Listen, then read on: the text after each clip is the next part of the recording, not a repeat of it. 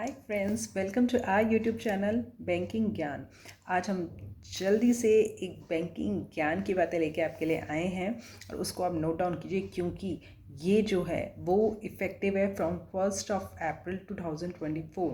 तो अगर आपका account central bank of India में है और उसमें आप बैलेंस मेंटेन नहीं कर रहे हैं तो आपके लग सकते हैं मिनिमम बैलेंस के चार्जेस। और वो कितने चार्जेस होंगे, क्या होंगे, वो मैं आज आपको बताने वाली हूँ। हमने पहले भी एक सीरीज़ की थी जिसमें हमने जाना था कि मिनिमम बैलेंस के कितने चार्जेस लगते हैं, बट उसमें एक लमसम अमाउंट कट रहा था सबका और सब बड़े परेशान थे। तो इसलिए आज मैं आपको और अच्छे से समझा रही हूँ, क्योंकि ये अभी अभी एक नया सर्कुलर आया है, जो एक नया नोटिस आया है बैंक की तरफ से कि किस तरीके से वो चार्जेस आगे से काटा करेंगे। ठीक है, जैसे सपोज़ जो क्या होता है, 2 टाइप की ब्रांचेस होती हैं। एक मेट्रो सिटी में जो ब्रांचेस हैं जी, या अर्बन ब्रांचेस जैसे बोलते हैं या मेट्रो ब्रांचेस बोलते हैं, और एक होती है सेमी अर्बन ब्रांचेस या रूरल ब्रांचेस जो गांव की ब्रांचेस होती हैं। ठीक है, तो जो गांव की ब्रांचेस है या सेमी अर्बन और रूरल ब्रांचेस है उसमें मिनिमम बैलेंस है जो आपको मेंटेन करना है पर मंथ, वो है 1000 रुपीज़ पर मंथ। और एक चीज़ ध्यान रखिए, मैं क्या बोल रही हूँ, मैं पर मंथ बोल रही हूँ, मैं क्वार्टरली नहीं बोल रही हूँ। मंथली बैलेंस आपको मेंटेन करना है 1000 रुपीज़ का। और अगर आपका अकाउंट मेट्रो सिटीज़ में है, अर्बन में है, तो आपको 2000 रुपीज़ पर मंथ मेंटेन करना है। ठीक है, ओके। अब अगर आपने मेंटेन नहीं किया तो कितने अमाउंट कटेगा, 50 रुपीज़। ठीक है, 50 रुपीज़ कटेगा अगर आपका अकाउंट सेमी अर्बन और रूरल ब्रांच में है। ठीक है, यानी कि 1000 रुपये मिनिमम बैलेंस आपको मेंटेन करने थे। अगर आपका अकाउंट मेट्रो में है जिसमें आपको 2000 रुपये मेंटेन करने थे, अर्बन ब्रांच और मेट्रो में, उसमें आपके कटेंगे 84 रुपीज़ पर मंथ। 84। चलिए, ये तो सिंपल सी बात हो गई कि आपने मिनिमम बैलेंस मेंटेन नहीं किया। अब सपोज़ आपका 2000 रुपये मिनिमम बैलेंस था और पर आपने 1000 रुपये मेंटेन करके रखा, तो बैंक ने ये सुविधा लेके आया हुआ है बैंक की अब प्रोपोर्शनलेट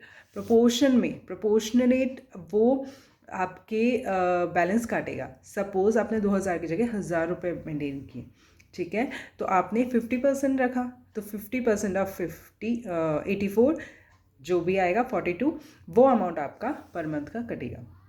समझ में आ रहा है? उसी हिसाब से रेशियो निकाल लेंगे वो, है ना। जैसे 2000 में से अगर आपने 500 रुपये ही रखें तो 1/4, मतलब 50 का 1/4 इतना अमाउंट आपका मिनिमम बैलेंस कटेगा।